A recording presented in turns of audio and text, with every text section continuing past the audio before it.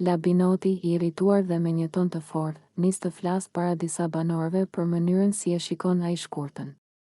Ai thot hapur se sipas tij, shkurta sillet keq me njerëzit përreth dhe se në shumë situata është treguar e padrejtë dhe provokuese.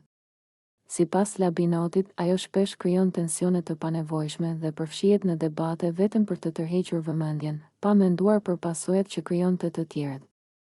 Ai vazhdon duke thënë se shkurta ka një energji të ashpër dhe një mënyrë komunikimi që e bën të duket sikur gjithmonë kërkon konflikt.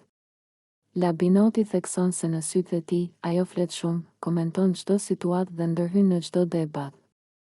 Por kur vjen puna për të marrë përgjegjësi ose për të bërë diçka pozitive, sipas tij, nuk tregon pothuajse asgjë, ndërsa ai flet, toni i tij bëhet edhe më i vendosur.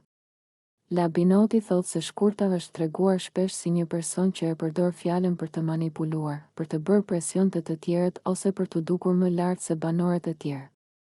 Ai beson se ajo nuk ka sjell ndonjë gjë të mirë në shtëpi dhe se sjelljet e saj nuk e ndihmojnë atmosferën e lojës. Në fund, ai shprehet prerazi se sipas tij, shkurta nuk e meriton të qëndrojë më gjatë në shtëpi dhe se publiku duhet ta shohë qartë mënyrën si ajo sillet.